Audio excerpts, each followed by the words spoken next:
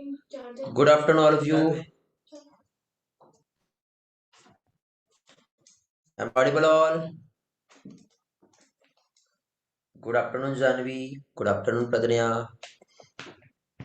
Good afternoon, Taresh, Chaitali. Good afternoon, Sakshi, Aditya, Nandini. Very good afternoon, Ganesh. Okay, इतने लोग आए अभी तक के? आज भी वही कंडीशन है? चलो, आज हम लोगों को क्या पढ़ना है? जेनेटिक कोड का स्टडी करना है। क्या देखना है आज हम लोगों को? आज हम लोगों को जेनेटिक कोड क्या होता है ये देखना है। और इसके बाद फिर नेक्स्ट हम लोगों को आज यहाँ पर जेनेटिक कोड के अलावा ट्रांसलेशन का जो प्रोसेस होता है, कौन सा? ट्रांसलेशन का जो प्रोसेस होता है, कैसे होता है ये हम लोगों को देखना है। जस्ट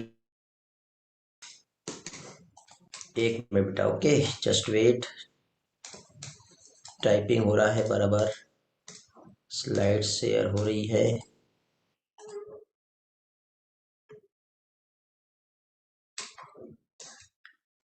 शॉर्टकट काम नहीं कर रहा है।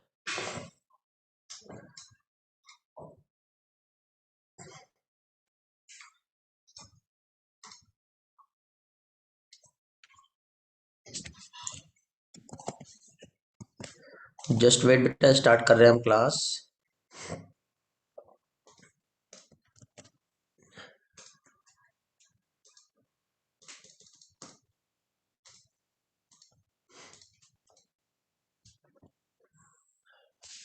बुक्स मिल गया आप लोगों को?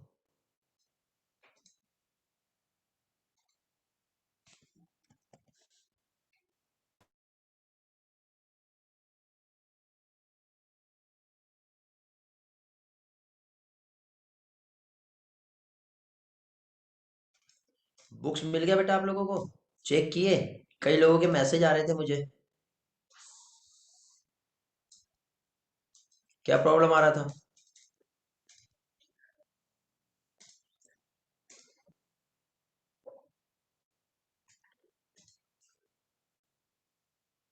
मेल आया या नहीं आया आप लोगों के पास? कितने बच्चे ऐसे जिनको मिला, कितने बच्चे ऐसे जिन्हें नहीं मिला? रिस्पॉन्स करो जल्दी से।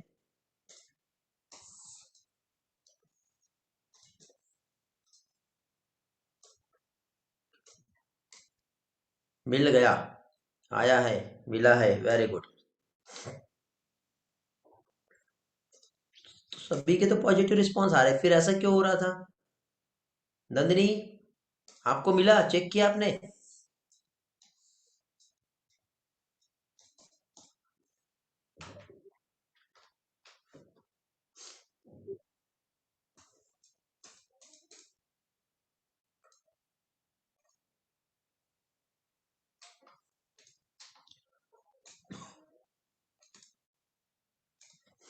ओके,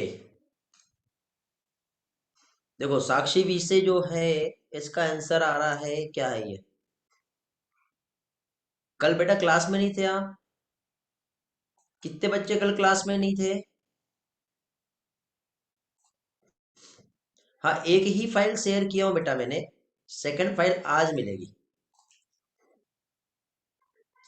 तो जो बच्चे क्लास में नहीं थे, टास्क समझ में आ गया सभी लोगों को? थी साक्षी? कल का टास्क क्या था? सभी बच्चों को टास्क समझ में आ गया है? देखो उसी पे आज हम बातें नहीं करेंगे ज्यादा। दो टास्क है आपके, एक तो ट्रूमेन आपको सॉल्व करना है और एमटीजी सॉल्व करना है। दोनों बुक आपको मिलने वाली है, एमटीजी कल शेयर हो गया है। इस दिवाली वेकेशन में आपको एमटीजी एंड ट्रूमेन दोनों भी सॉल्व करनी है। 10 डेज का टाइम है जिसके लिए आपके पास, जिसमें 11th भी है और 12th भी है। एनसीईआरटी बेस्ड जितने भी क्वेश्चन है प्रीवियस ईयर के, ये आपको सॉल्व करना है। और सिर्फ सॉल्व ही नहीं करना है, जहां पे सॉल्व करेंगे वो आप मुझे रिपोर्ट करोगे, और जब हम मिलेंगे या दिवाली के बाद जो सेशन होगा हमारा, उसमें मैं आपका एक एक एनालिसिस रिपोर्ट चेक करूंगा। समझ गए? और ये सब होने के बाद अगेन एक और काम है आपका, क्या है जानते हो? हर दिन आपको मॉक टेस्ट पेपर मिलेगा, जो टॉपिक वाइज रहेगा, जिसमें 3 से 4 टॉपिक रहेंगे। ऐसे 15 टेस्ट पेपर आप लोगों को मिलने वाले हैं, समझे। एक दिन में 2 पेपर सॉल्व करना है आपको, 100 क्वेश्चंस रहेंगे उसमें बायोलॉजी के। तो एक दिन में 2 पेपर आप लोगों को सॉल्व करना है। मिक्स टाइप के क्वेश्चंस रहेंगे बेटा, और एक एडवांस लेवल के रहेंगे। जैसे आप लोग टेस्ट में सॉल्व करते हो वैसा नहीं रहेगा, थोड़ा सा लेवल हाई रहेगा इसका। और ये इसलिए है कि ताकि आपकी प्रैक्टिस अच्छी हो जाए, क्योंकि उसके बाद हाई लेवल 12 दोनों भी रहेगा उसमें। क्योंकि इसके बाद आप लोगों का रिवीजन शेड्यूल जो स्टार्ट होगा उसमें आपको हेल्प मिलेगी, और ये आपके फाइनल एग्जाम के लिए बहुत ही हेल्पफुल रहेगा। समझ गए। तो ये बेस्ट रिवीजन रहेगा आपका अब तक में से। रिवीजन में 1 2 3 3 डे रहेंगे, जिसमें आपको पढ़ के जो डाउट है वो पूछना है। और फोर्थ डे पे टेस्ट रहेगा। 11th का यूनिट 1 रहेगा, और 12th का यूनिट 1 रहेगा। ये पहला टेस्ट में रहेगा। दूसरे टेस्ट में 11th का यूनिट 2 और 12th का यूनिट 2 रहेगा। उसमें भी 3 दिन पढ़ने के लिए रहेगा, चौथा दिन में टेस्ट रहेगा। हाँ, एक ही बुक सेंड किया हूँ बेटा, दूसरा बुक आज शेयर हो जाएगा गणेश। समझ गए। और किसी को कुछ पूछना है? चलो स्टार्ट करें फिर। हाँ, दिवाली के बाद जो संडे टेस्ट होगा उसमें मॉलिक्यूलर बेसिस ऑफ इनहेरिटेंस आएगा। सारे रहेंगे बेटा, ऑल। हाँ, उसके बाद ह्यूमन फिजियोलॉजी रहेगा। वो बेटा जो भी रहेगा आपको टॉपिक शेयर हो जाएंगे, आप पढ़ के रखें।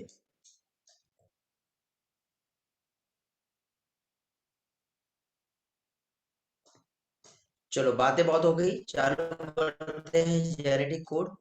जेनेटिक कोड जो होता है, ये एक न्यूक्लियोटाइड का सीक्वेंस होता है। और कहाँ पर? एमआरएनए पे, जिसके पास प्रोटीन सिंथेसिस करने का एक इंफॉर्मेशन होता है।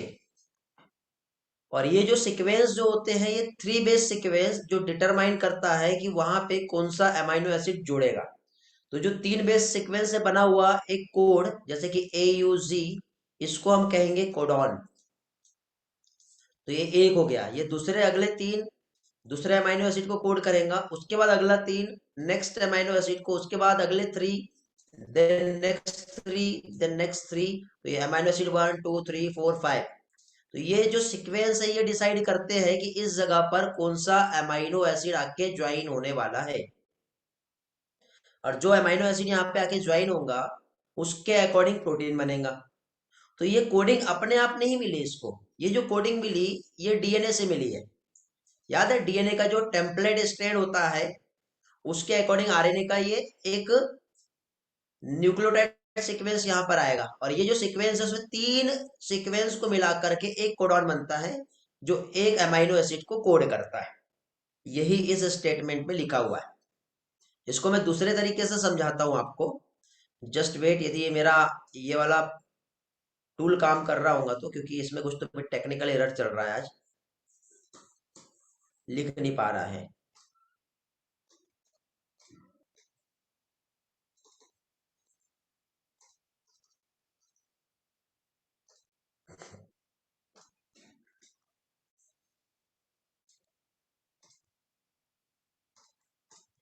Just wait.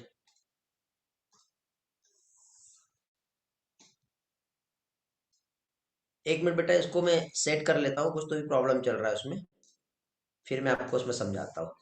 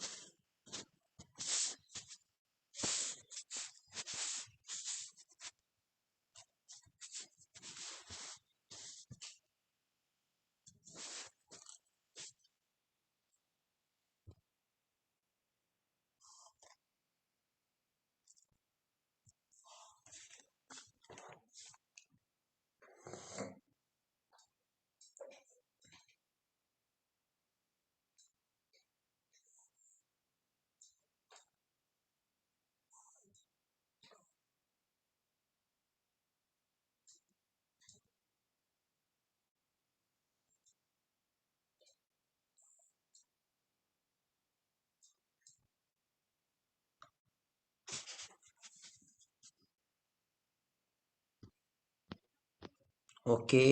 हाँ ठीक है, अभी हो गया। Now is okay.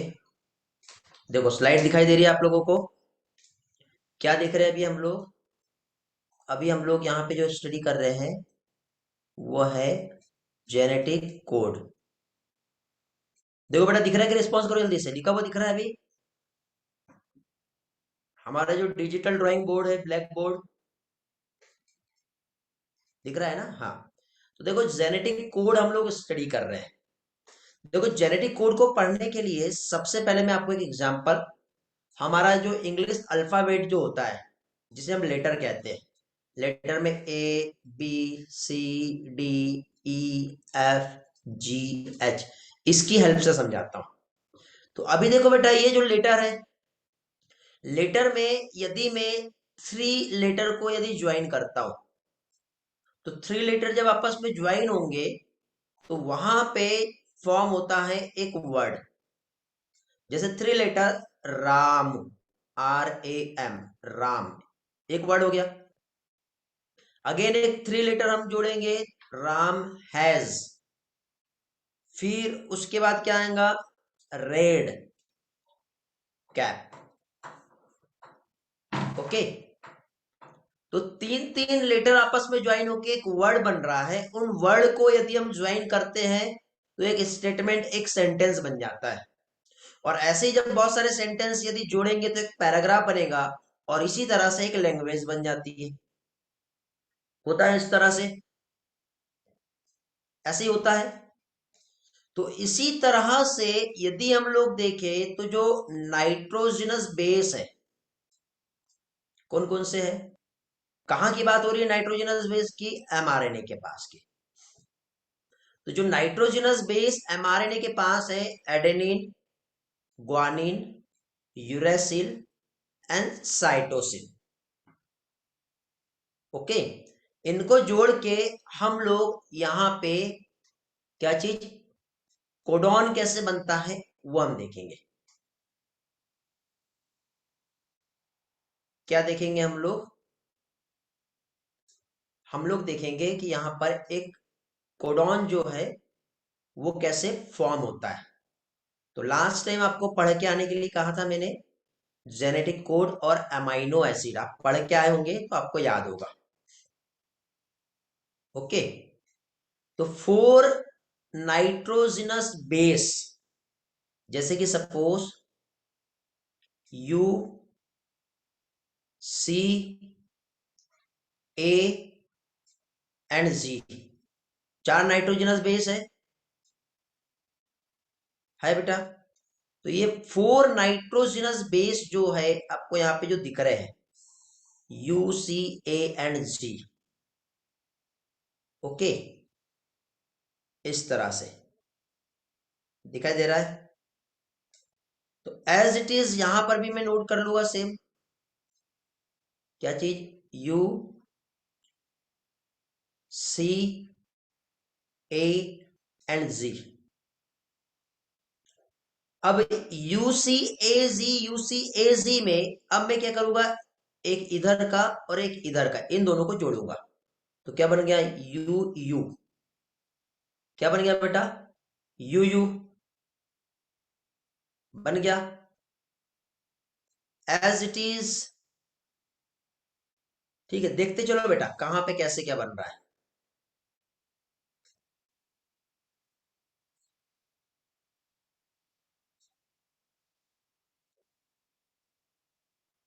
ऐसा फॉर्म हो गया है।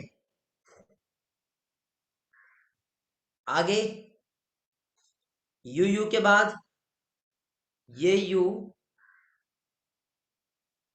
और ये सी, क्या हो जाएगा?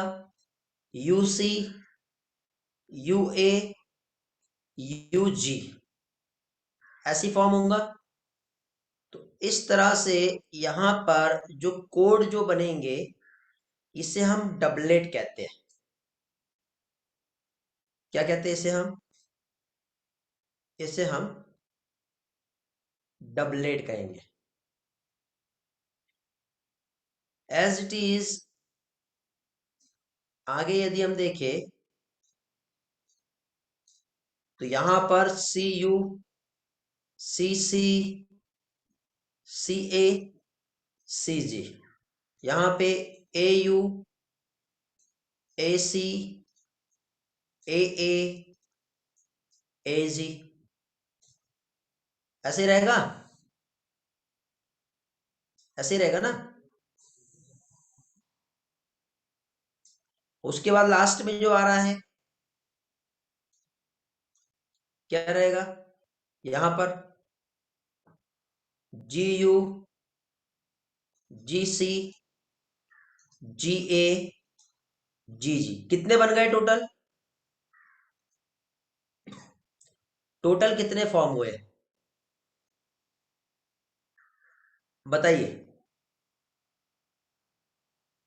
टोटल यहाँ पे जो फॉर्म हो रहे हैं 1 2 3 4 5 6 7 8 9 10 11 12 13 14 15 16, कितने फॉर्म हो गए बेटा यहाँ पर, यहाँ पर टोटल 16 जो है वर्ड्स बन रहे हैं।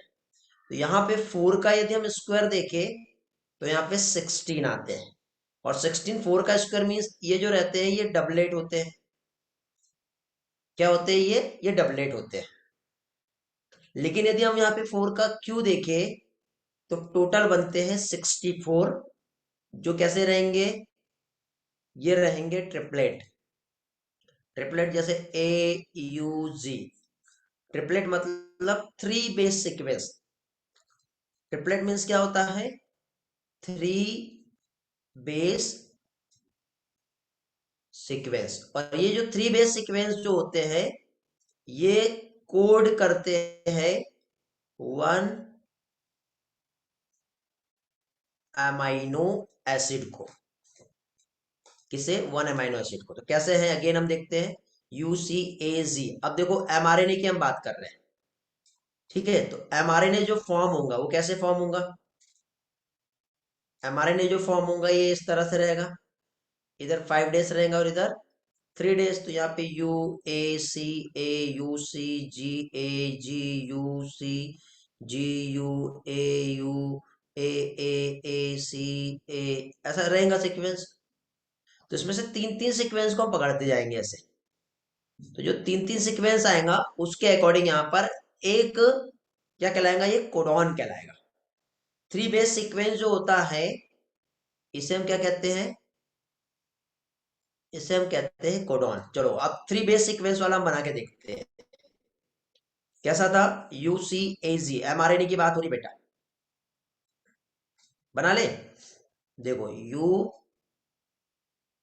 सी ए जी, ऐसे यहां पे भी आएगा U C A G, U सी, जगह छोटी है, ठीक है, जगह मेरे पास छोटी है तो छोटी जगह में मैं छोटे के हिसाब से बना रहा हूं, ठीक है।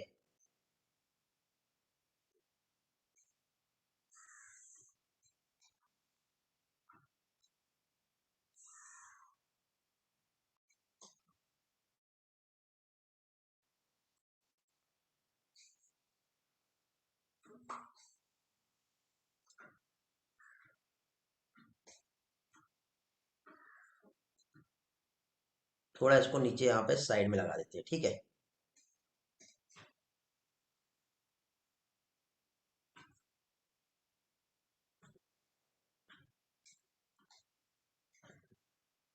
अभी आप लोग बताओगे क्या आएगा यहाँ पर,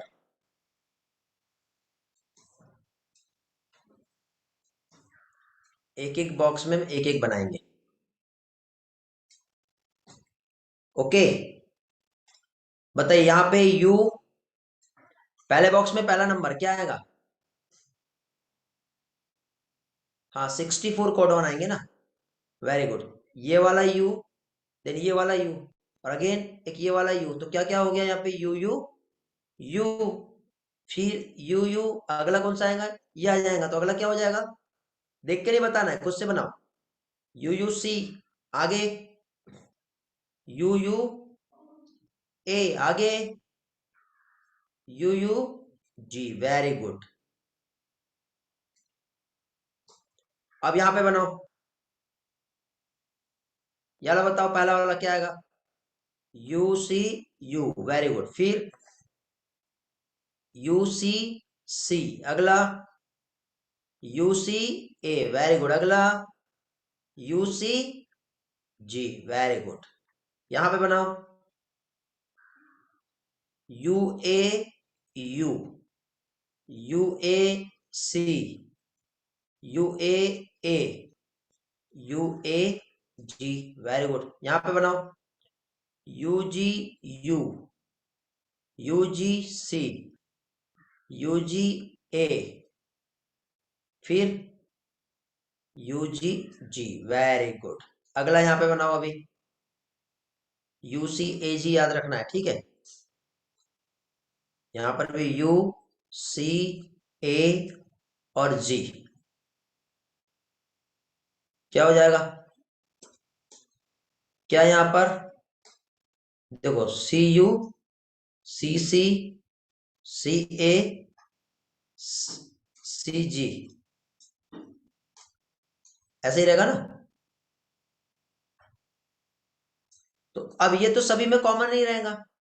सी U C U C U, C C C C C C, C A C A C A, C G C G C G, common रहेगा। क्या ऐड करना है यहाँ पे? कौन सा ऐड होगा? U C A G, U C A G, U C A G, U C A G, ऐसे ही बनेगा, ऐसे ही बनेगा ना?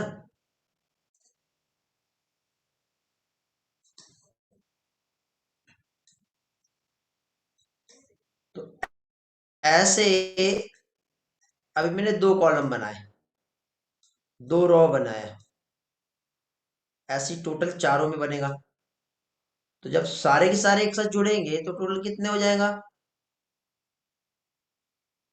64 कॉम्बिनेशन बनेंगे। बनेंगे क्या 64? बनेंगे ना? तो जो 64 कॉम्बिनेशन जो बनेगा वो कैसा रहेगा? यहाँ पे देख लेते हैं। 64 जो कॉम्बिनेशन रहेगा, ये है बेटा हमारा जेनेटिक कोड। अब मुझे बताओ ये सभी बच्चों को बनाना आ जाएगा? देखो ये यू के साथ, ये यू के साथ, ये वाला यू। ऐसा कोई बच्चा है जिसे बनाना नहीं आएगा? हैंड रेस कर दो। समझ में आ गया कैसे बनाते हैं ये? सभी लोग बना लेंगे?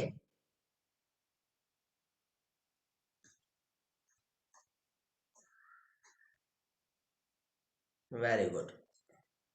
चलो सभी लोगों का पॉजिटिव रिस्पांस मिल रहा है मुझे।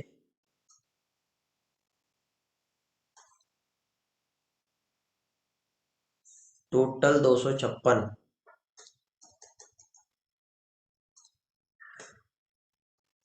एक ट्रिपलेट है 64 बनेगा बेटा, कोडॉन 256 नहीं है। 3 मिलाकर एक कोडॉन होता है।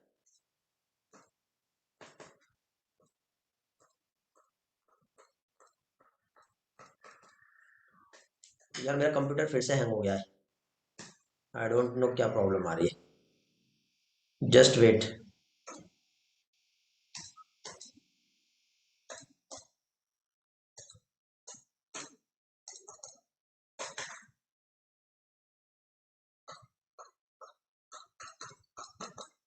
एक मिनट बेटा।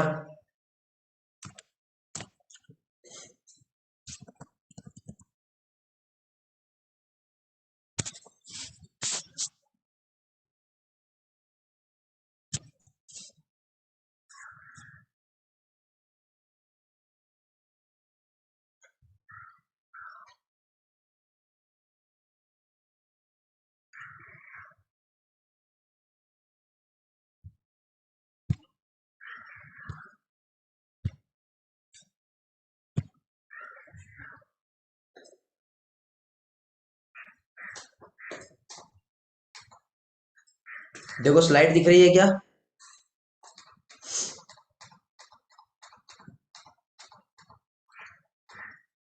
ओके। तो देखो जेनेटिक कोड को थोड़ा सा थ्योरी से हम लोग समझ लेते हैं क्या होता है। तो जेनेटिक कोड हम पहले से ही जानते हैं कि डीएनए एक मास्टर मॉलिक्यूल है। ठीक है, मतलब जितना भी जो सेल में कोई एक प्रोसेस है वो कंट्रोल होगा वो डीएनए पर भी बेस्ड रहेगा। चाहे वो प्रोटीन सिंथेसिस की कंट्रोलिंग कह लो, उसका रेगुलेशन कह लो, उसकी शुरुआत, हर चीज इसमें जो इन्वॉल्व होगा वो डीएनए ही है, जो कि मास्टर मॉलिक्यूल है। डीएनए के पास कंटेन होता है ऑल टाइप का genetic information. All genetic information जो है वो किसके पास प्रेजेंट है? डीएनए के पास प्रेजेंट है। अब जो स्टोर होता है जो इंफॉर्मेशन, ठीक है, वो किस फॉर्म में रहता है?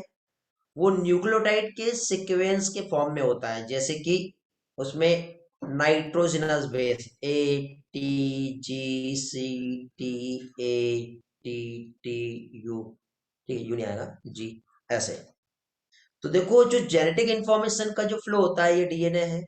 डीएनए के बाद पास छोटा सा एक सेगमेंट आप ये वाला ले लो जिसको हम क्या कहते हैं? जीन। अब ये जो जीन है इतना सा पार्ट, तो डीएनए का जो टेम्पलेट स्ट्रैंड रहेगा उसमें T A C A C T G सी, ऐसा ही सीक्वेंस हो गया। जब इसका ट्रांसक्रिप्शन होगा तो उसके अकॉर्डिंग यहाँ पर एक एमआरएनए का फॉर्मेशन हुआ। जैसे टी की जगह ए आ जाएगा, ए की जगह यू आ जाएगा, सी का जी हो जाएगा, इसका कॉम्प्लीमेंट्री यहाँ पे स्ट्रैंड कोड हो गया, जो कि इस तरह से 5 डेज से 3 डेज डायरेक्शन पे रहेगा। अब इस कोड में हम क्या करते हैं? तीन तीन न्यूक्लियोटाइड को एक साथ ले लेते हैं, जैसे ए यू जी, फिर अगला जी यू जी, फिर यू यू जी, फिर ए जी सी। तो इस तरह से ट्रिपलेट कोड वर्ड हो गया। ठीक है, जो अमाइनो एसिड को कोड करेगा 1 2 3 4। तो इस तरह से ये अलग अलग टाइप के क्या करते हैं? अमाइनो एसिड को कोड करते हैं। अब ये जब अलग अलग अमाइनो एसिड को कोड करेगा तो उसका ट्रांसलेशन होता है, क्योंकि ये सब कोड वर्ड है ना। ठीक है, जैसे कि फॉर एग्जांपल आप लोगों को एक डेमो देता हूं मैं। ठीक है, जैसे कि समझ लो कि कुछ गैंगस्टर लोग हैं और कुछ वो प्लानिंग कर रहे हैं गेमिंग। तो वो लोग क्या करते हैं? कोड वर्ड में बात करते हैं, जैसे जो गन बंदूक पिस्तौल ऐसा नहीं बोलते डायरेक्टली। ठीक है, या फिर AK-47 ऐसा नहीं बोलते। वो बोलते हैं कि बड़ी अम्मा जो है वो पहुंच गई है मुंबई, छोटी अम्मा कल तक पहुंच जाएगी। ठीक है, ऐसी लैंग्वेज आपने मूवी देखे होंगे, मूवी में ऐसा कुछ कोड वर्ड में बात करते हुए आपने देखे होंगे। होता है ना, बड़ी अम्मा छोटी अम्मा। हाँ, कोड वर्ड, ताकि किसी को समझ में ना आए। लेकिन कुछ पुलिस वाले ऐसे हैं, अच्छा बड़ी अम्मा छोटी अम्मा आ जा बेटा, बता किधर है बड़ी अम्मा, हमें सिखा रहा है। तो ऐसे ही एक इंफॉर्मेशन है बेटा, जेनेटिक इंफॉर्मेशन, ये लीक ना हो जाए तो उसके लिए ये जो इंफॉर्मेशन है इस कोड वर्ड के फॉर्म में न्यूक्लियस से बाहर निकल रही है। अभी कोड वर्ड के फॉर्म में न्यूक्लियस के पास है, डीएनए ने एक कोड वर्ड के फॉर्म में एक इंफॉर्मेशन आरएनए को दिया। अब आरएनए यहां से बाहर निकला और कहा गया? राइबोसोम्स के पास। आरएनए जब राइबोसोम्स के पास जाता है तो राइबोसोम बोलता है भैया बताओ क्या समाचार है मेरे लिए, क्या इंफॉर्मेशन लेके आए हो, ठीक है, क्या काम करना है आगे। तो ये जो एमआरएनए है ये बोलता है कि भैया देखो, मैं इंफॉर्मेशन लेके तो आया हूं, लेकिन वो इंफॉर्मेशन क्या है वो तो मुझे भी नहीं मालूम। ओके, वो जो इंफॉर्मेशन है वो क्या है वो तो मैं भी नहीं जानता। ये देखो ये इंफॉर्मेशन है कोड वर्ड के फॉर्म में लिखी है, इसको ट्रांसलेट कर लो और समझ लो। तो राइबोसोम उस इंफॉर्मेशन को क्या करेगा? ट्रांसलेट करता है। और ट्रांसलेशन मतलब इस अमाइनो एसिड को जोड़ देगा, ट्रांसलेशन हो जाएगा ना, फिर क्या बनेगा? प्रोटीन बन जाएगा। तो ऐसा एक इंफॉर्मेशन, जो जेनेटिक इंफॉर्मेशन का जो फ्लो हो रहा है वो एक कोडिंग के फॉर्म में होता है। तो कोडिंग में पहले तो उसमें क्या होगा? ट्रांसक्रिप्शन होता है, और दूसरा क्या होता है? ट्रांसलेशन होता है। समझ गए? तो ड्यूरिंग द रेप्लिकेशन ट्रांसक्रिप्शन होता है न्यूक्लिक एसिड का, जो एक न्यूक्लिक एसिड कॉपी होती है दूसरे न्यूक्लिक एसिड के फॉर्म में, मतलब डीएनए का कॉपी हो रहा है किसमें? एमआरएनए के फॉर्म में। ओके, डीएनए जो है वो कन्वर्ट हो जाएगा किसमें? एमआरएनए में। हो गया कन्वर्ट। कन्वर्ट होने के बाद फिर आगे इसका जो इंफॉर्मेशन आई वो कोड वर्ड में आई, तो उसके लिए ट्रांसलेशन करना जरूरी है। ट्रांसलेशन टेंस पढ़े हो ना इंग्लिश में? आई गोज टू मार्केट, याद है? Present past simple, continuous, indefinite, याद है? तो एज इट इज यहाँ पे उसका ट्रांसलेशन होगा किस फॉर्म में? प्रोटीन के फॉर्म में। तो ट्रांसलेशन रिक्वायर्ड होता है ताकि ट्रांसफर हो जेनेटिक इंफॉर्मेशन, जो न्यूक्लियोटाइड के पॉलीमर से इंफॉर्मेशन अमाइनो एसिड के पॉलीमर में जाएगी, और अमाइनो एसिड के पॉलीमर को हम क्या कहते हैं? पॉलीमर ऑफ अमाइनो एसिड कहलाता है प्रोटीन। क्या कहलाता है? प्रोटीन कहलाता है। तो जेनेटिक कोड जो है ये प्रोवाइड करता है एक relationship between the three base sequence and amino acid. Okay, तो डीएनए का ट्रांसक्रिप्शन होगा तो एमआरएनए, आरआरएनए और टीआरएनए बना। राइबोसोम में तीनों भी आरएनए आते हैं और उसे ट्रांसलेट करके प्रोटीन का फॉर्मेशन करते हैं। तो इस तरह से एक इंफॉर्मेशन आरएनए के फॉर्म में क्या होती है? ट्रांसफर होती है। आई होप इतना इंफॉर्मेशन समझ में आ गया होगा आपको। तो टोटल कितने टाइप के अमाइनो एसिड प्रेजेंट होते हैं? 20 टाइप के अमाइनो एसिड प्रेजेंट है जो प्रोटीन को फॉर्म करते हैं। यही अमाइनो एसिड ही बनाते हैं बेटा। हार्मोन भी एक प्रोटीन ही है, एंजाइम भी एक प्रोटीन ही है, वो ऐसे ही बनता है। तो 20 डिफरेंट टाइप के अमाइनो एसिड जो किसी भी प्रोटीन का सिंथेसिस करेगा, बट इस प्रोटीन को सिंथेसाइज करने के लिए की कोडिंग जो रहती है वो 4 टाइप के नाइट्रोजनस बेस के पास होता है, जो आइडेंटिफाई करता है 20 different type of amino acid को। ये कैसे करता है थोड़ी देर में क्लियर होगा बेटा आपको। तो क्वेश्चन ये है कि सिर्फ 20 ही amino acid million type of molecules कैसे बना देंगे? बन सकता है ना बेटा। वो सीक्वेंस को आप कितने बार अलग अलग तरीके से लिख सकते हैं? 64 कोडॉन है, उससे जो अमाइनो एसिड बनेगा 20 टाइप का, उसको आगे पीछे अदल बदल इंटरचेंज करके आप लिख के देखो, समझ में आ जाएगा आपको बेटा कि कितने टाइप का वहां पर अमाइनो एसिड और प्रोटीन बना सकते हो। सारा खेल इस पर ही डिपेंड है। तो कैसे है? तो क्रिक ने एक इंफॉर्मेशन जो स्टोर्ड हुआ था in the form of coding language, जिसे कहा क्रिप्टोग्राम, सिंपल टर्म में आज हम लोग जानते हैं जेनेटिक कोड के नाम से। और जेनेटिक कोड मतलब एक कोड वर्ड होता है जिसको हम कोडॉन कहते हैं, जो स्पेसिफाई करता है एक स्पेशल टाइप के अमाइनो एसिड को।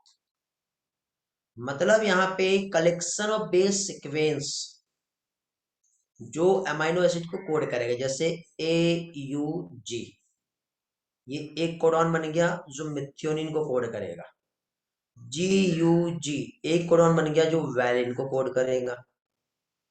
तो इस तरह से कंटिन्यू 3 बेस सीक्वेंस आगे again and again next and next amino acid को कोड करेगा। तो पहले नंबर पे इस एमआरएनए में मिथ्योनिन और दूसरे नंबर पे वैलिन आ रहा है। यदि इसके सीक्वेंस को हम फेर बदल करके आगे पीछे कर दे तो अमाइनो एसिड पहला और दूसरा बदल गया, और जब ये सीक्वेंस बदल गया तो प्रोटीन का नेचर और फंक्शन बदल जाएगा। तो इस तरह से वही सीक्वेंस है जो मिलियन टाइप्स ऑफ मॉलिक्यूल्स को बना सकता है। इसलिए आपका मेरा सभी का जेनेटिक कोड सेम है, बट रंग रूप आकार फंक्शन मॉर्फोलॉजी टेक्सचर सब बदल गया। क्यों बदले जानते हो? इसी सीक्वेंस की वजह से बदल गया। ऐसे डीएनए के पास भी सीक्वेंस है, समझे? ऐसा होता है। तो सिंगल नाइट्रोजनस बेस को हम न्यूक्लियोटाइड कहेंगे, जो 4 डिफरेंट टाइप के अमीनो एसिड को कोड कर सकता है। 2 नाइट्रोजनस बेस डबलेट होता है जो 16, और यही चीज जब ट्रिपलेट रहा तो 64 डिफरेंट टाइप के अमीनो एसिड को कोड कर सकता है। कुछ भी हो सकता है बेटा, आगे पीछे ऐसा कुछ भी नहीं है। नंदनी, समझ गए? तो गैमो और हरगोविंद खुराना, इन्होंने जब चेक किए, तो आज में जो आपको ये जो कोडिंग डिक्शनरी यहाँ पे जो शेयर किया है, ये इतनी बड़ी, देख रहे हो आप? ये इतना बड़ा जो कोडिंग डिक्शनरी यहाँ पर जो शेयर हुई है, ये ऐसे नहीं हुई है अपने आप। उनको कैसे पता कि U U U phenylalanine को ही कोड करता है, सी ए यू हिस्टिडीन को ही कोड करता है, सी सी सी प्रोलिन को कोड करता है, सी जी सी आर्जिनिन को ही कोड करता है, जी जी यू ग्लाइसिन को ही कोड करता है, जी ए यू एस्पार्टिक एसिड को ही कोड करता है, जी सी सी एलानिन को ही कोड करता है? उन्हें कैसे पता चला? कोई मिरेकल, कोई चमत्कार तो हुआ नहीं होगा। ऐसा तो हुआ नहीं होगा गॉड आ गए, आजा बच्चा मैं तुझे बताता हूँ, यदि ये सीक्वेंस रहा तो ये कोड करेगा, ऐसा कभी हुआ है क्या बेटा? साइंस इस बात को मानता है क्या? नहीं, इसको प्रूव करना पड़ता है, इसको ढूंढना पड़ता है। ये कोई भी चीजें ऐसे ही नहीं हो जाती है। तो यहाँ पे क्या किए जो हमारे साइंटिस्ट है, उन्होंने क्या किया, यहाँ पे हेटेरोपॉलीमर, कोपॉलीमर और होमोपॉलीमर, इसका यूज किए। मतलब इन्होंने क्या किए, लेबोरेटरीज में एक टेस्ट ट्यूब लिए, एक टेस्ट ट्यूब में उन्होंने सिर्फ ए ए ए ए, एक टेस्ट ट्यूब में उन्होंने सिर्फ यू यू यू यू, ऐसे उन्होंने रखे, क्या चीज, नाइट्रोजनस बेस। और जब ये आपस में मिले और जब एमआरएनए बना, तो ए वाला सीक्वेंस वाला बना। यहां पे जब लगा तो यू वाला सीक्वेंस बना, जिससे समझ में आया कि जो ए है, ये कोड कर रहा था किसको, लाइसिन को। यू जो है ये कोड कर रहा था किसको, फेनिलएलनिन को। मतलब इन्होंने क्या किया, होमोपॉलीमर बनाया सबसे पहले, होमोपॉलीमर। फिर कुछ टाइम के बाद क्या किया उन्होंने, कोपॉलीमर बनाया। कोपॉलीमर में उन्होंने क्या किया, A U A U A U A U, G U G U G U, C A C A C A C A C A C, ऐसा कुछ भी बनते रहा। जब ये बना तो उन्होंने देखा कि A U A U A U A U A, G U G, U G U, ऐसे कोडिंग आए। फिर उन्होंने देखा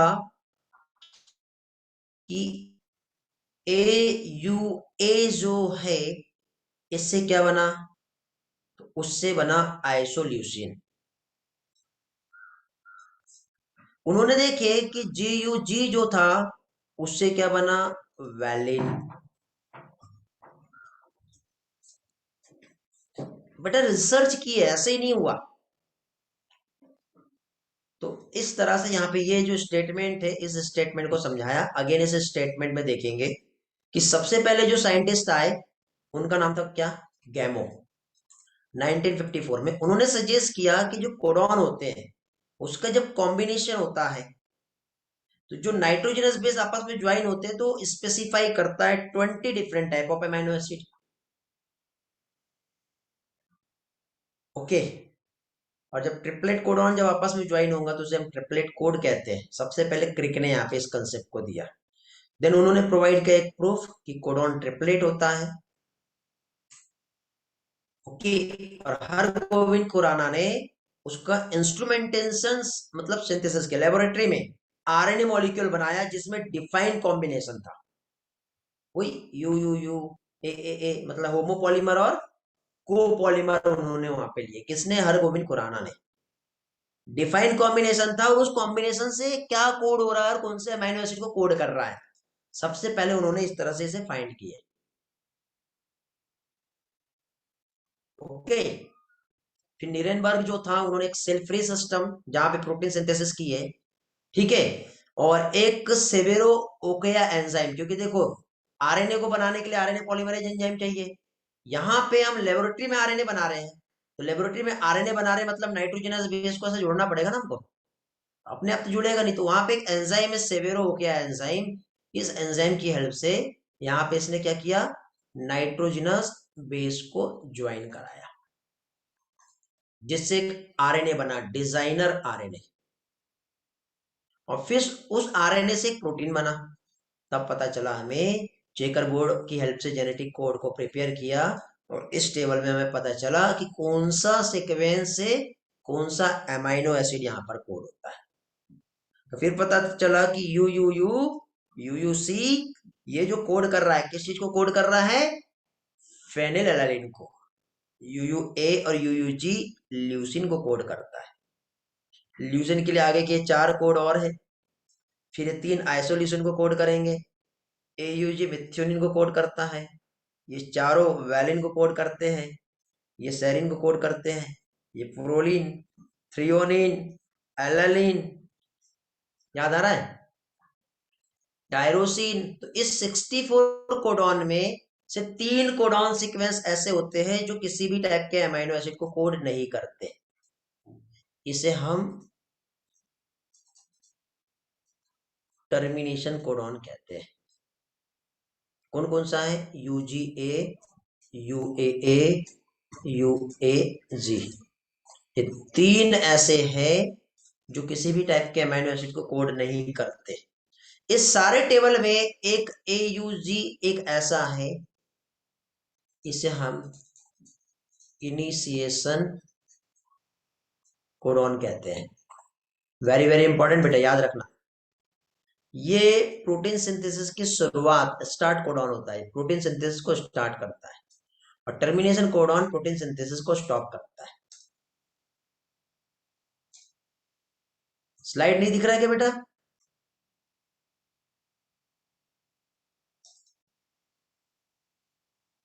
या दिख रहा है, दिख रहा है ना। किसके साथ प्रॉब्लम है, चैताली बेटा क्लास रिज्वाइन करो। नीनत कौन सा वाला स्लाइड देखना था आपको, इसके पहले का, ये वाला।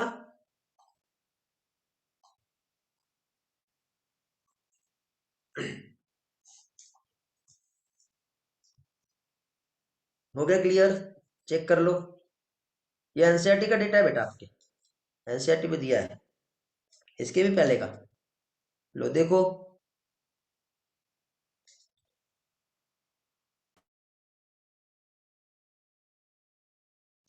अभी विजिबल है, ओके वेरी गुड।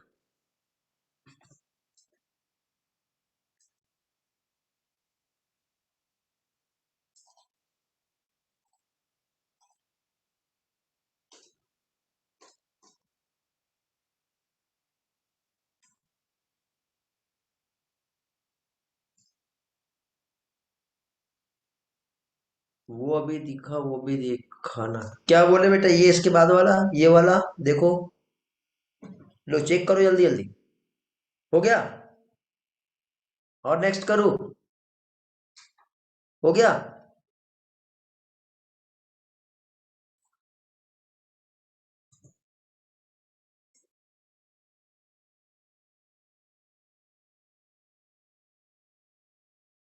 लगता है आज तो सिर्फ जेनेटिक कोड ही हो पाएगा हमारा, एक्स्ट्रा लेक्चर रखना पड़ेगा क्या फिर क्लास के लिए, टॉपिक खत्म करना है हमको।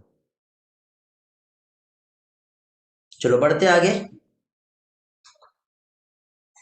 तो ये टेबल आपको याद करना है बेटा, हो जाएगा टेबल याद। यदि अमीनो एसिड के नाम याद हो गए होंगे, तो ये जेनेटिक कोड का टेबल बनाना तो आपको सिखाई दिया मैंने, बहुत आसान है।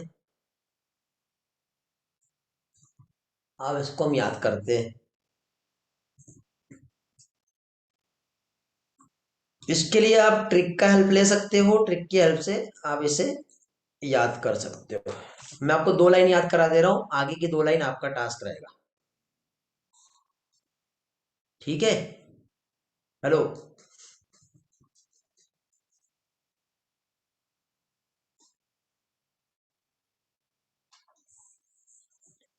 कुछ मेहनत आप लोग करो ना, तभी तो रिजल्ट आएगा।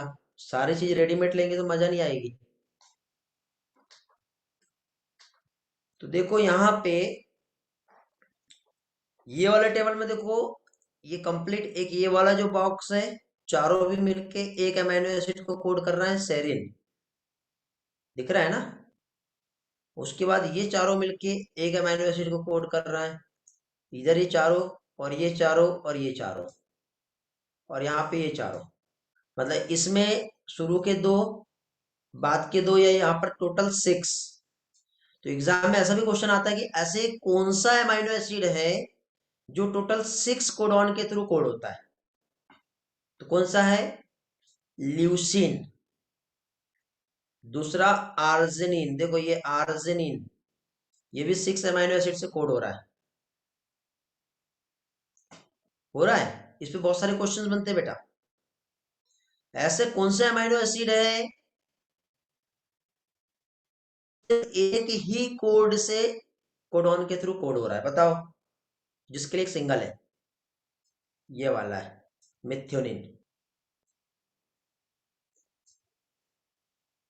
फिर ऐसा भी आता है ए, यू यू यू, जी, सी। इनसे कौन सा अमीनो एसिड कोड होता है? यू फेनिलएलनिन आ जाएगा, सी प्रोलिन आ जाएगा, ए लाइसिन आ जाएगा, जी ग्लाइसिन आ जाएगा। समझ गए? तो ये टेबल दिखने में बहुत छोटा सा है, बट इस पे क्वेश्चंस बहुत सारे आते हैं।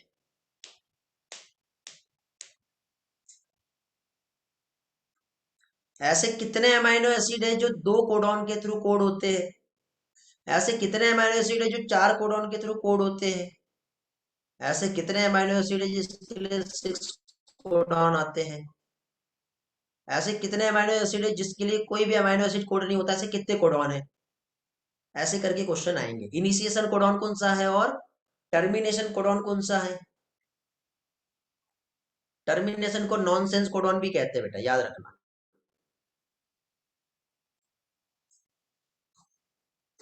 तो इसके लिए ट्रिक ऐसा आएगा, लिख लो। फिर लेके इसमें वादिया, सदियों पहले थी आंधिया। तो फिर लेके इसमें वादिया मतलब फेनिलएलनिन, लेके लेके ल्यूसिन, इसमें का आई आ रहा है, ठीक है। इसमें आई, आइसोल्यूसिन में मींस मिथ्योनिन, वादिया वेलिन, सदियो सेरिन, प्रोलिन पहले, थी थ्रियोनिन, आंधिया एलालिन। अब देखो टीएस एक यहां पर भी आ रहा है, टी एक यहां पर भी आ रहा है, और टी यहां पर भी आ रहा है। तो थ्रियोनिन, टायरोसिन और ट्रिप्टोफेन, सीक्वेंस ये याद रखना, नहीं तो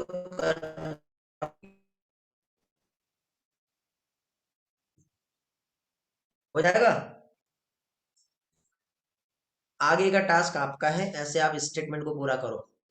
यह आपका होमवर्क रहेगा आज का। होमवर्क यह है कि जेनेटिक कोड की ट्रिक बनाओ, याद करो और पोस्ट करो। गूगल क्लासरूम का लिंक मिलेगा, वहां पे आज पोस्ट हो जाना चाहिए।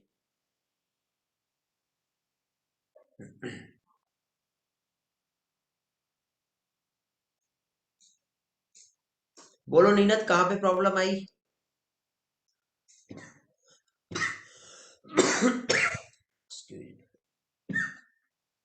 पूछो। ये आप लोगों का टास्क है जो कंप्लीट करना है।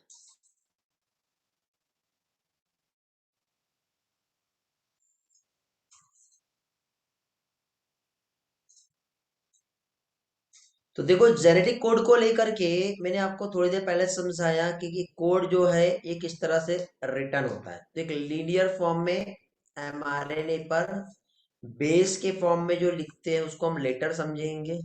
लेटर, जब 3 लेटर आपस में मिलते हैं तो एक कोडॉन बनता है। ठीक है। और हर इसका अपना खुद का एक मीनिंग होता है जो एक स्पेशल टाइप के अमाइनो एसिड को कोड करता है। ओके। अब जेनेटिक कोड का डिफाइनिंग पोलैरिटी रहता है हमेशा ये 5 डेज से लेकर 3 डेज डायरेक्शन पे, इसी डायरेक्शन पे चलेगा। कभी ऐसा नहीं होता कि इधर से वापस इधर आए। हम पढ़ते हैं तो इधर से ऐसे पढ़ते हैं ना, कभी देखा कि ऐसे पढ़ते हुए? ऐसा नहीं होगा। तो डायरेक्शन ऑफ सिंथेसिस हमेशा 5 डेज to 3 डेज ही होगा, कभी भी 3 to 5 नहीं होगा। ये हमेशा कोड किसी में भी ओवरलैपिंग नहीं होता। देखो ये एमआरएनए है, यहाँ से AUCGC, ये ऐसा जब चालू हुआ तो आखिरी तक के जाएगा, तो ये एक दूसरे को ओवरलैप नहीं करता। कभी आपने ऐसा नहीं देखोगे कि ये शुरू के 3 और एडजस्ट कर लो भैया बाद के 3 ऐसे आ जाएंगे। फिर ये 2 यहाँ कम पड़ रहे हैं तो एक इधर से उधार ले लेते हैं, इधर से बोरो कर लेते हैं, ऐसा कभी नहीं होता।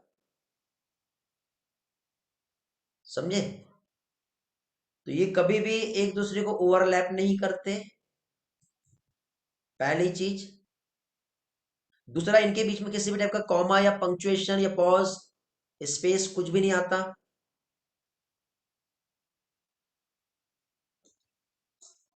ओके। कोई गैप, कोई पंक्चुएशन नहीं होता। मतलब जेनेटिक कोड क्या होता है? कॉमा लेस होता है। जेनेटिक कोड एक दूसरे को ओवरलैप नहीं करता। इसमें डीजनरेसी देखने को मिलेगी। डीजनरेसी मतलब ये चारों मिलाकर एक अमाइनो एसिड को कोड कर सकता है। ठीक है, ये सब लिखा हुआ है यहाँ पे डायग्राम में भी मैं समझा रहा हूँ। जैसे सिस्टीन जो है इसके 2 कोडॉन होते हैं, आइसोल्यूशन के 3 कोडॉन हो सकते हैं। ठीक है। मतलब डीजनरेसी का हेल्प कहाँ होगा ये बाद में देखेंगे हम। ठीक, उसके बाद देखो ये यूनिवर्सल होते हैं, डॉग में, कैट में, टाइगर में, ह्यूमन में, मैमल्स में, सभी में। यदि AUG मिथ्योनिन को कोड कर रहा है तो सभी केस में ये मिथ्योनिन को ही कोड करेगा। ऑलवेज सेम रहता है, चाहे बैक्टीरिया की बात कर लो या ह्यूमन की बात कर लो, सभी में सेम होता है। इसलिए इसको क्या कहते हैं? जेनेटिक कोड यूनिवर्सल होते हैं। नॉन एम्बिगियस नेचर होता है। नॉन एम्बिगियस मतलब यहाँ पे देखो, यदि AUG मिथ्योनिन को कोड कर रहा है तो ये तीनों जो है टर्मिनेशन कोडॉन है, तो ये इनिशिएशन हो जाएगा और ये टर्मिनेशन हो जाएगा। नॉन एम्बिगियस का मतलब क्या होता है? ये देखो, एक दो तीन, 3 कोडॉन मिलके एक अमाइनो एसिड को कोड कर रहा है। कभी आपने ऐसा नहीं देखे होंगे कि एक ही अमाइनो एसिड के लिए ऐसे, मतलब ये एक अमाइनो एसिड और ये एक अमाइनो एसिड है, तो ये 2 अलग अलग अमाइनो एसिड के लिए सेम कोडॉन कभी भी नहीं होता।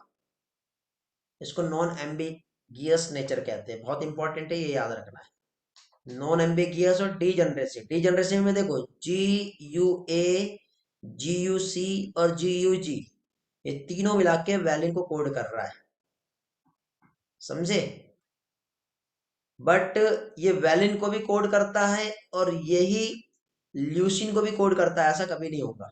यदि ये कोडॉन एक अमीनो एसिड को कोड कर रहा है तो सेम कोडॉन दूसरे अमीनो एसिड को कोड नहीं करेंगे, उसे एम्बिगियस कहते हैं। और ये सब मिलके एक अमीनो एसिड को कोड कर रहा है, उसे डीजनरेसी कहते हैं।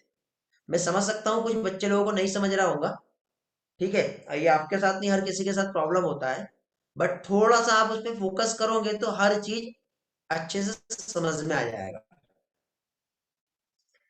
इसको नॉन एम्बिगियस नहीं समझा है। देखो बेटा गणेश, सपोज ये अमाइनो एसिड 1 है और अमाइनो एसिड 1 के लिए यू भी हो सकता है, ए भी हो सकता है। मतलब ये दोनों भी कोडॉन मिल करके, ठीक है, मतलब ये कोडॉन 1 और ये कोडॉन 2, दोनों मिलकर के अमाइनो एसिड 1 को कोड कर सकते हैं।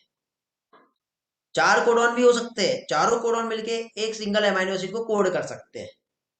लेकिन यदि यू ये अमाइनो एसिड 1 और ये अमाइनो एसिड 2, ऐसा कभी नहीं होता। मतलब ये कोडॉन 1, अमाइनो एसिड 1 और अमाइनो एसिड 2, ऐसा कभी भी नहीं होगा। मतलब सिंगल कोडॉन 2 अमाइनो एसिड को कभी कोड नहीं करेंगे। लेकिन 4 कोडॉन अकेले एक अमीनो एसिड को कोड करेंगे। तो इसको बोलते हैं डीजनरेसी, इसको बोलते हैं नॉन एम्बिगियस। याद रहेगा, स्क्रीनशॉट लेके रख लो। ये क्या कहलाएगा? डीजनरेसी। ये क्या कहलाएगा? Non ambitious. गणेश समझ में आ गया बेटा?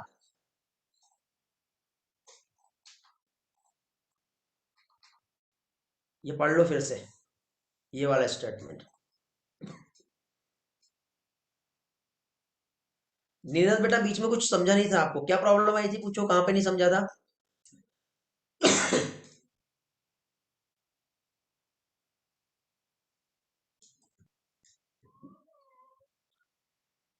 इसके पहले की दो स्लाइड, 1 2, ये वाला क्या? ये तो अभी समझाया। कॉमालेस नॉन ओवरलैपिंग, ये वाला क्या?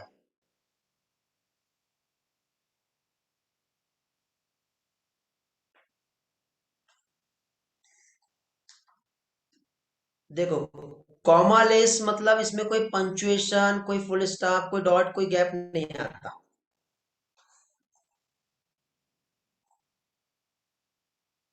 स्क्रीन पे ब्लैक आ रहा है क्या? सभी के साथ प्रॉब्लम है क्या? देखो, अभी भी आ रहा है क्या?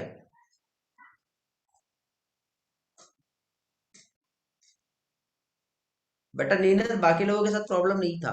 चलो अभी सही हो गया होगा। तो देखो क्या है, जैसे कि सपोज ये एमआरएनए है, AUG, CUG, GAG, ACU, UAC, CAG। ये एक एमआरएनए है, और इस एमआरएनए पर आप ये जो देख रहे हो ये कोड है। अब इस एमआरएनए पे ये जो कोड दिख रहा है, तो ये तीन, इसके बाद आगे के तीन, उसके बाद और आगे के तीन, उसके बाद और आगे के तीन, ऐसे नेक्स्ट तीन और नेक्स्ट थ्री, ऐसे करके एक कोडॉन को स्पेसिफाई करेंगे। तो ये एक दूसरे को ओवरलैप नहीं कर रहे, इनके बीच में ओवरलैपिंग नहीं होगा। कभी ऐसा नहीं होगा कि यदि इधर ये तीन तीन आए, कभी ऐसा नहीं होता कि ये तीन के बाद आगे के तीन इनके साथ एडजस्ट हो जाए, ऐसा ऐसा नहीं होता है। इनके बीच में देखो, आपको ऐसा बीच में दो वर्ड लिखते तो यहाँ पे आपको स्पेस लगाने की जरूरत पड़ी, मार्क बिटवीन, दिख रहा है? देयर इज, बीच में स्पेस आ रहा है। जब एक स्टेटमेंट कंप्लीट होता है तो फुल स्टॉप आता है, कभी कभी आपको कॉमा देखने को मिलता है। तो इस टाइप का यहाँ पे कुछ भी नहीं होता है जेनेटिक कोड में। लेकिन अब इस लैंग्वेज में हम ऐसा लिख ले तो हम पढ़ ही नहीं पाएंगे क्या है। हो गया क्लियर? तो ये कॉमालेस हो गया, ये नॉन ओवरलैपिंग हो गया। डी जनरेशन में चार कोडॉन मिलकर के एक अमीनो एसिड को कोड कर सकता है। उसके बाद एम्बिगियस में सिंगल कोडॉन मिलके दो अमीनो एसिड को कोड नहीं कर सकता। Codon one, amino acid one, amino acid two, ऐसा कभी नहीं होगा। यूनिवर्सल मतलब हर किसी में एयूजी मिथ्योनिन को कोड कर रहा है, आप में मेरे में हर किसी में सेम रहेगा। ठीक है? हाँ बेटा, ये एयूजी जो होता है ये इनिशिएशन कोडॉन होता है, ये वाले स्टेटमेंट में एयूजी हमेशा इनिशिएशन कोडॉन है। मतलब किसी भी ऑर्गेनिज्म में ये जो 5 डैश है, यहाँ पे एयूजी इधर साइड ही रहेगा। इसके बीच में कुछ और कोडॉन भी हो सकते हैं, लेकिन प्रोटीन सिंथेसिस जो चालू होंगी, जो इनिशिएट होगा वो यहीं से होगा, जहां पे यूज है। हो सकता है कि इधर भी बहुत सारे कोडॉन रहे होंगे, लेकिन यहाँ से प्रोटीन सिंथेसिस स्टार्ट नहीं होगा। प्रोटीन सिंथेसिस यहीं से स्टार्ट होगा जहाँ पे एयूजी है, और यहाँ पे यूएए, यूजीए, ठीक है, यूएजी, ये तीन में से कोई भी एक यहाँ पर रहते हैं 3 डैश एंड पर, और जहां पर ये रहेंगे वहां पे प्रोटीन सिंथेसिस टर्मिनेट हो जाती है। तो इसलिए तीनों को टर्मिनेशन कोडॉन कहते हैं, इसको इनिशिएशन कोडॉन कहते हैं, और साथ ही साथ मेथियोनिन को कोड करता है। तो टोटल 64 कोडॉन में से 1 2 3, ये 3 कोडॉन को छोड़ दो, तो कितने बचते हैं? 64 - 3, कितना बचा?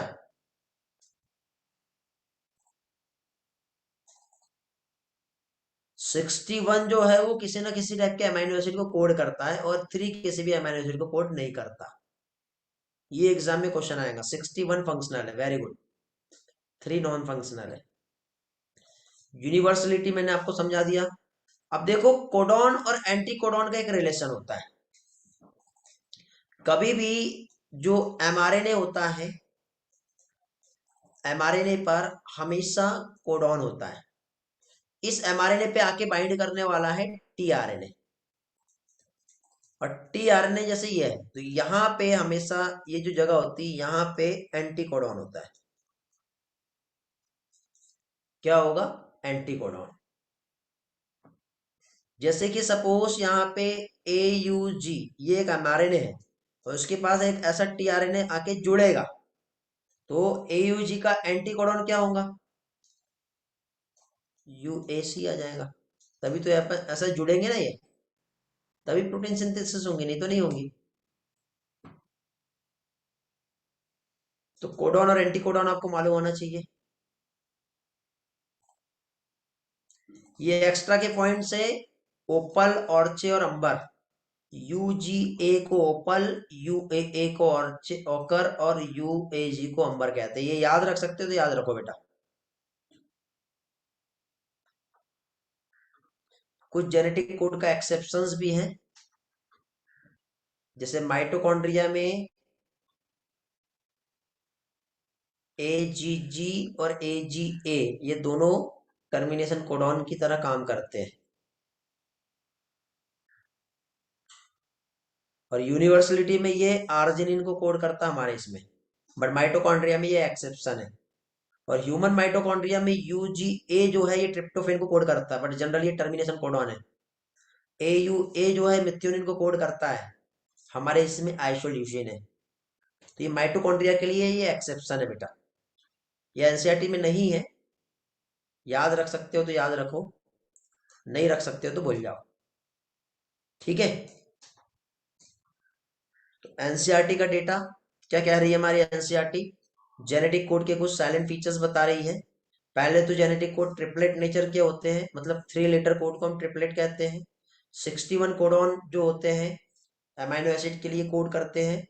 3 कोडॉन जो रहते हैं 1 2 3 ये किसी भी अमाइनो एसिड को कोड नहीं करते। इसको हम टर्मिनेशन कोडॉन या नॉनसेंस कोडॉन कहते हैं। AUG के डबल फंक्शन है, एक तो मेथियोनिन को कोड करता है और ये इनिशिएटर कोडॉन है, मतलब प्रोटीन सिंथेसिस को ये इनिशिएट करता है। ओके। फिर इसके बाद आगे अमाइनो एसिड जो है, एक सिंगल अमाइनो एसिड बहुत सारे कोडॉन के थ्रू कोडेड हो सकता है, सिर्फ AUG को छोड़कर। और UGG जो है ट्रिप्टोफेन और ये मेथियोनिन, इस तरह के कोडॉन को डीजनरेट कोडॉन कहते हैं। इनिशिएशन और टर्मिनेशन कोडॉन आपको दिखाई दे रहा है। इनके बीच में कोई पंचुएशन नहीं होता, ये यूनिवर्सलिटी होते हैं, ये नॉन ओवरलैपिंग है, ये अनएम्बिगियस है, स्पेसिफिक है। ये सारी चीजें मैंने थोड़ी देर पहले आपको एक्सप्लेन किया। साथ ही साथ रिलेशनशिप हम देखें जीन और DNA का, तो सबसे बेस्ट अंडरस्टैंड होता है म्यूटेशन का स्टडी में। यदि ये जो कोडॉन सीक्वेंस इस तरह से है, कोई ऐड या रिमूव हो जाता है तो कंप्लीट आगे का फ्रेम चेंज हो जाता है और हर किसी का मीनिंग जो है ये बदल जाएगा। रीडिंग जो फ्रेम चेंज हो जाएगा और मीनिंग बदल जाएगा। ए को यहां से डिलीट कर दिया, यहाँ पे जी को इंसर्ट कर दिया। नॉर्मल ACG जो है ये GAC हो गया और यहाँ पे GGU हो गया। यहाँ पे GUA था, यहाँ पे UAC है, यहाँ ACG। तो अब सोचो ये एक एक यहाँ पे ये कोड वर्ड बदलते जा रहे हैं ना, तो ये अलग अलग टाइप के अमाइनो एसिड को कोड करेंगे। इसको हम म्यूटेशन कहते हैं। और अलग कोड होगा तो प्रोटीन भी अलग हो जाएगा, प्रोटीन अलग हो गया तो पूरा फ्रेम सारा कुछ चेंज हो गया। तो इंसर्शन और डिलीशन 1 और 2 बेस कंप्लीट फ्रेम का रीडिंग को मतलब चेंज कर देते हैं। इसको हम फ्रेम शिफ्ट म्यूटेशन कहते हैं। जैसे कि मैंने थोड़ी देर पहले आपको एक एग्जांपल यहाँ पे शेयर किया था, वहां पे मैंने क्या कहा था? Ram has red cap. यदि मान लो इसमें मैं इस आर को यहां से डिलीट कर देता हूं, फिर AMH ASREDCAP, बताओ क्या मीनिंग निकलेगा? निकलेगा क्या? नहीं तो सोचो, एक कोड, कोड का एक नाइट्रोजनस बेस, उसको आपने बदले, उसका मीनिंग ही बदल गया। क्या किए यहाँ पे? आर को यहां से रिमूव कर दिए। अभी चलो इस एस की जगह पे मैं जी को यहाँ पे इंसर्ट कर देता हूं। यदि यहाँ पे जी को मैं इंसर्ट करता हूं तो देखो इधर राम, फिर GHA, फिर SREDCA और P। अब इसका भी मीनिंग बदल गया। मतलब एक बेस को हटा के या जोड़ के आपने देखे, कंप्लीट फ्रेम का मीनिंग बदल गया। आप पढ़ भी नहीं पा रहे, समझ भी नहीं पा रहे। ऐसे ही हमारे बॉडी में भी होता है, जिसको हम कहते हैं म्यूटेशन। क्या कहते हैं हम लोग? म्यूटेशन। ये वाले स्लाइड में यही समझाया है। ठीक है बेटा, ये जेनेटिक कोड का साइलेंट फीचर है। कंप्लीट हर चीज चेंज हो जाता है।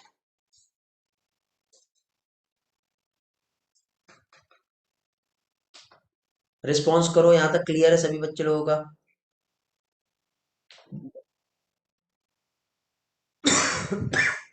एक्सक्यूज मी, जल्दी रिस्पॉन्स करो सभी लोग। ऐसा कोई बच्चा जिसे नहीं समझा, हैंड रेस करेंगे। आज ये सब प्रिंटेड स्लाइड मिल जाएगी बेटा आप लोगों को। Raise your hand. म्यूटेशन के रिजल्ट हेल्पफुल और बेनिफिशियल और हार्मफुल हर तरीके से हो सकते हैं।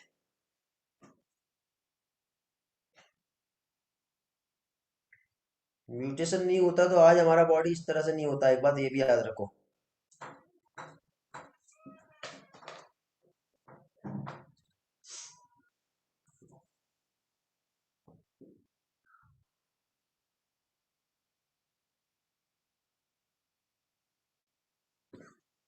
चलो, तो हैंड रेस किसी का नहीं हुआ है, मीन्स समझ में सभी बच्चों को आ गया है।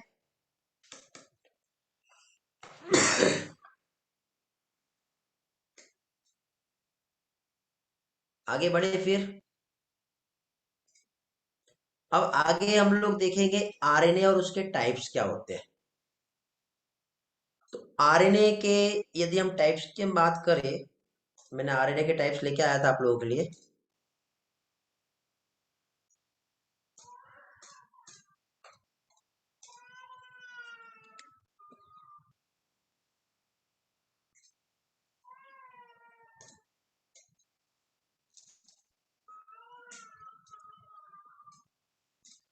Just wait.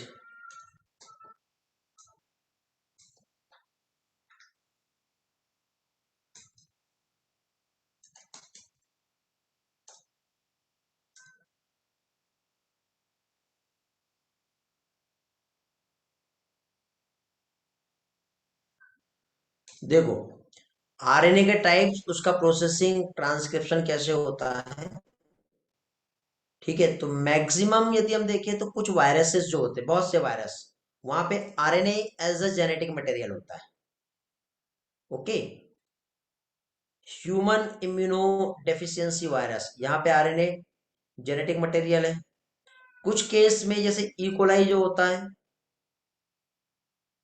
ठीक है, वहां पे जैसे प्रोटीन सिंथेसिस को टर्मिनेट करना है, रो फैक्टर यदि वहां पे बनाना है, तो वहां पे जब प्रोटीन सिंथेसिस की यदि हम बात करें तो एमआरएनए वहां पे फिर जेनेटिक मटेरियल की तरह काम नहीं करेगा। तो आरएनए को दो टाइप में हम डिवाइड कर सकते हैं। एक आता है जेनेटिक आरएनए, दूसरा आता है जिसे कहते हैं non genetic RNA. Genetic RNA, RNA as a genetic material, जैसे टोबैको मोजेक वायरस, HIV, इसमें genetic material. Non genetic RNA में तीन टाइप होते हैं इसके। एक होता है mRNA, एक होता है rRNA, और एक होता है tRNA। तो ये जो है, ये प्रोटीन सिंथेसिस में हेल्पफुल होते हैं। ये जेनेटिक इंफॉर्मेशन को कैरी करते हैं, आगे बढ़ाते हैं। तो सभी में यदि हम देखें तो आरएनए में टीआरएनए, एमआरएनए, आरआरएनए, ठीक है।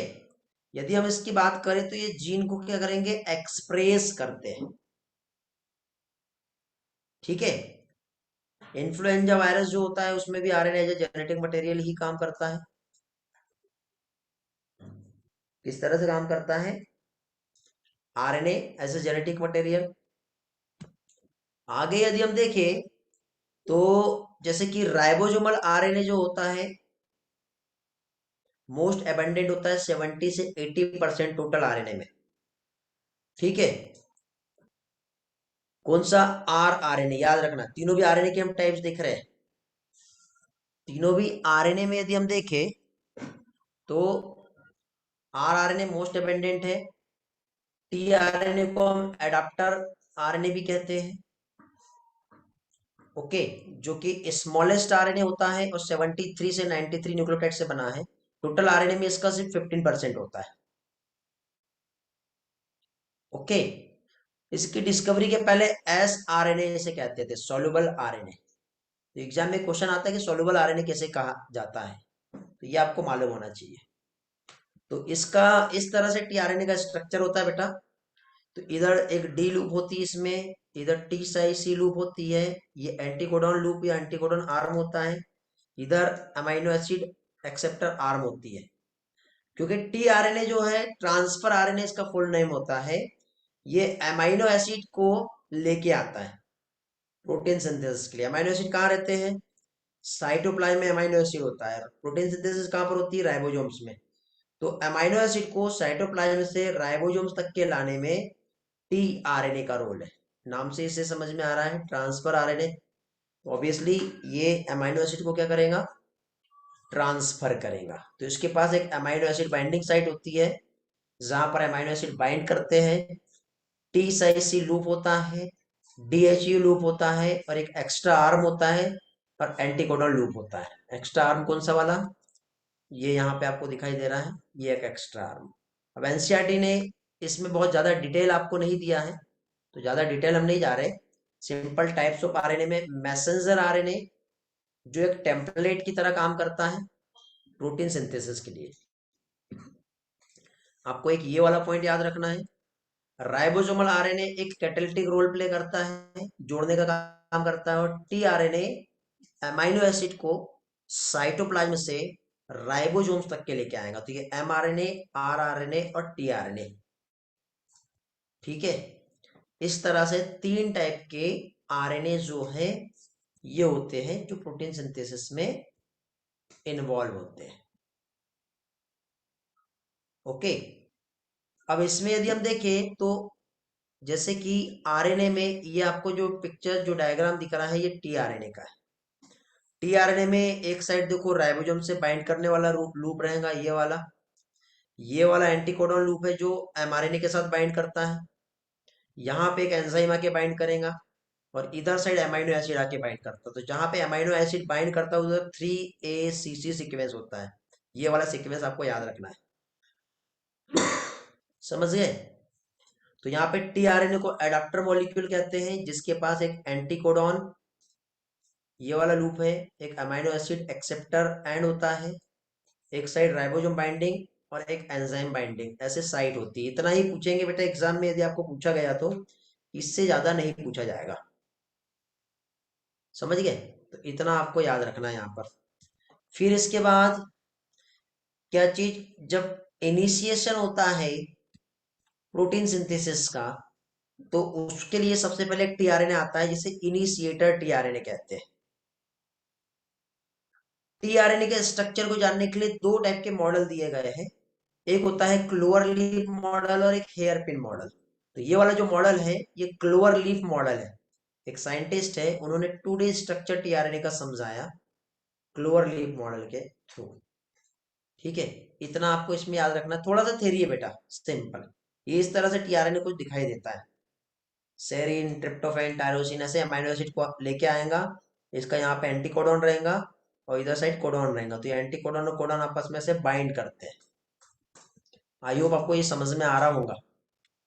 बेटा किसी बच्चे का कुछ डाउट है, यदि नहीं पढ़ के आए होंगे तो मे भी थोड़ा प्रॉब्लम आ सकता है। पढ़ के आए होंगे तो सारी चीजें समझ रही होंगी आपको। तो किसी का कुछ डाउट है तो पूछो, नहीं है तो कोई बात नहीं। नहीं है तो फिर नहीं है, सारी चीजें ओके है फिर। तो आरएनए के टाइप्स और जेनेटिक कोड क्या होता है, ये आज हम लोग देखे। नेक्स्ट इसमें हम लोग प्रोटीन सिंथेसिस में ट्रांसलेशन क्या होता है वो हम नेक्स्ट लेक्चर में देखेंगे।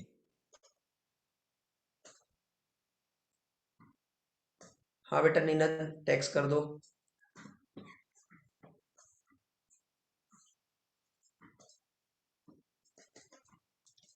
ओके, आज हमारा टारगेट था कि ट्रांसलेशन हमारा कंप्लीट हो जाना चाहिए था, बट नहीं हो पाया। हर गोविंद खुराना वाला रिपीट करना है। Just wait.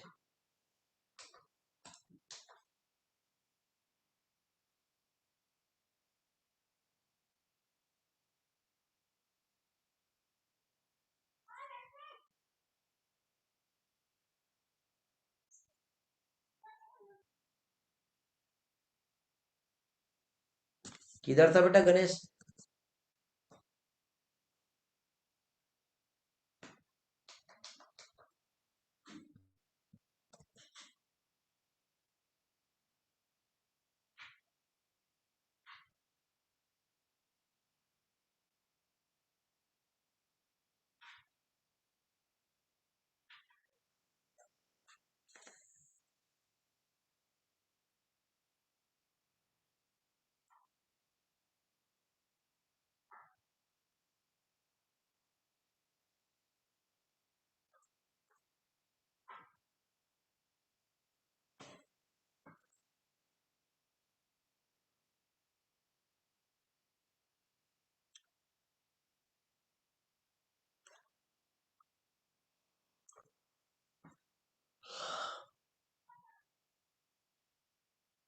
दिख रहा है कि कहाँ पर है गणेश? चेक करो, नंबर बताओ।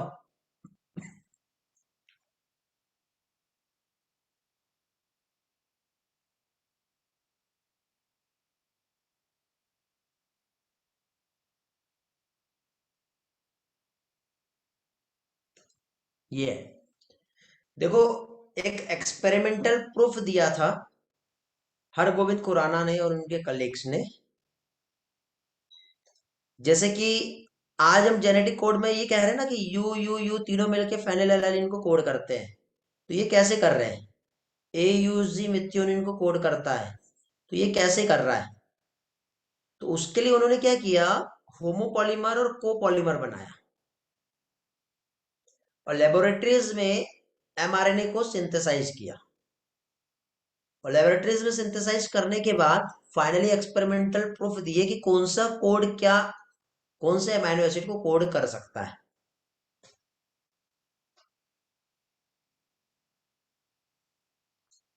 ठीक है बेटा गणेश, समझा अभी?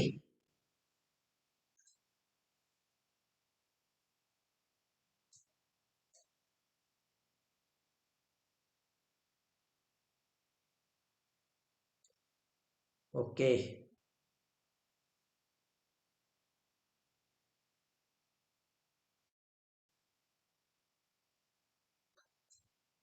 चलो, और किसी बच्चे का कोई डाउट है? कल हम ट्रांसलेशन पढ़ेंगे, ह्यूमन जीनोम प्रोजेक्ट पढ़ना है हमें, डीएनए फिंगरप्रिंटिंग पढ़ना है। 3 टॉपिक आपके रह गए अभी, फिर ये चैप्टर आपका कंप्लीट हो जाएगा। एवरीथिंग इज ओके, सो आज की क्लास हम एंड करते हैं। मैंने आप लोगों को बेटा जो बुक्स दिया हूँ सभी को मिल गई होंगी। एमटीसी का प्रीवियस ईयर क्वेश्चन, आज मैं ट्रूमेन का भी एक बुक दूंगा। नबीला, आप भी एक बार ट्रूमेन चेक करेंगे, सॉल्व करेंगे, सारे बच्चे सॉल्व करेंगे।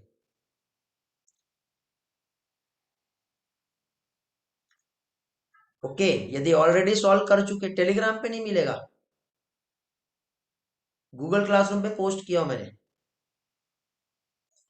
ओके, उसके बाद फिर मैं आप लोगों का, यदि देखो बच्चे, यदि आपका PYQ यदि सॉल्व है ऑलरेडी पहले से, तो आप मुझसे टेस्ट पेपर लो। इस दिवाली में आप लोगों को कुछ क्वेश्चंस की प्रैक्टिस करनी है। यदि ऑलरेडी आपका ये है तो मुझे टेक्स्ट करो टेलीग्राम पे कि sir previous year question MTG finger tips हम सॉल्व कर चुके हैं। तो फिर मैं आपको कुछ अच्छे क्वेश्चंस दूंगा प्रैक्टिस करने के लिए। तो टेलीग्राम पे पोस्ट करो कि सर ये मेरा हो चुका है। ठीक है, क्योंकि कई बच्चे लोग पहले से भी सॉल्व करते आ रहे हैं, ऐसा नहीं कि मैंने आज कहा तो आज ही करेंगे। ओके, तो आज एक बार बुक देखेंगे। नबीला आप भी चेक करो, नीनत, गणेश, अथर्व, आर्यन, चेक करो। मुझे टेलीग्राम पे टेक्स्ट करो यदि सारी चीजें हो गया है पहले से, तो मैं कुछ टेस्ट पेपर दूंगा आप लोगों को। बेटा 15 टेस्ट पेपर दिवाली वेकेशन में मिलेंगे, एक दिन में 2 पेपर सॉल्व करना है। ओके अथर्व, यदि आपकी बुक सॉल्व हो गई है तो आप मुझसे कुछ क्वेश्चंस लेंगे, मॉक मॉक टेस्ट पेपर लोगे। 70% सॉल्व हो गया तो उसको 100% करो बेटा, और मुझे टेलीग्राम पे टेक्स्ट करके मुझसे क्वेश्चन पेपर ले लो।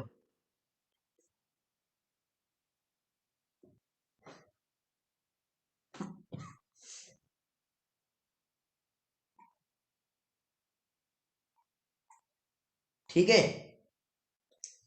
चलो तो एंड करते हैं आज का class. Thank you, bye bye. Test paper full syllabus पे ही रहेगा बेटा, फुल सिलेबस भी रह सकता है, टॉपिक वाइज भी रह सकते हैं।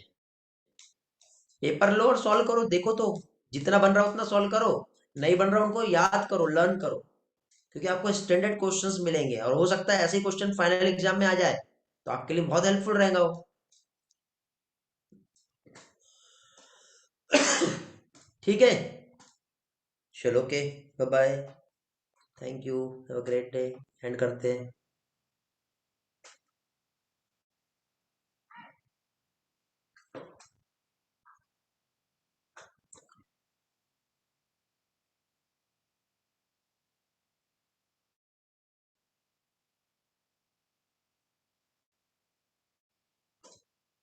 बेटा बुक वाला टास्क जो है, हर दिन के 4 चैप्टर सॉल्व करके भेजना है आपको,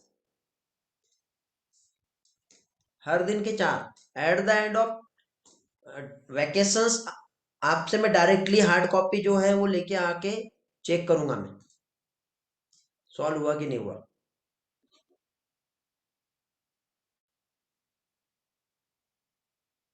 हर दिन ही भेजना है, तभी तो मुझे मालूम रहेगा ना कि कब कितना काम कर रहे हो आप लोग, और आपको भी लगेगा कि नहीं सर को भेजना है तो हमें पढ़ना है, एनी हाउ हमें कंप्लीट करना ही है, ऐसा टारगेट रहेगा।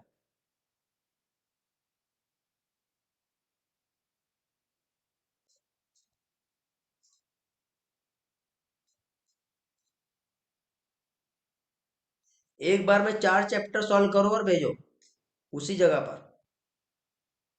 दूसरे बार सेंड करना है तो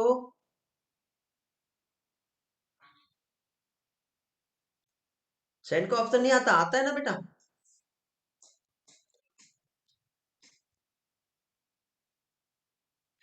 ठीक है, मैं एक बार चेक करता हूँ, नहीं आता होगा तो फिर दूसरा ऑप्शन दूंगा मैं आपको। ऐसा नहीं है, आता है वहां पर रीसबमिट का ऑप्शन आता है उसमें।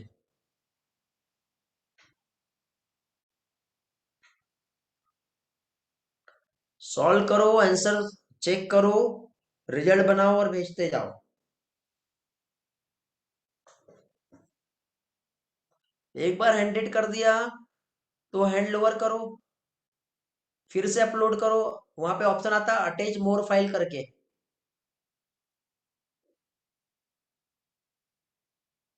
आता है, वहां करके देखो। नहीं आता तो समझ में नहीं आ रहा तो कॉल करो मुझे। ओके, ठीक है बेटा, बाय बाय। और कुछ पूछना तो नहीं है किसी को?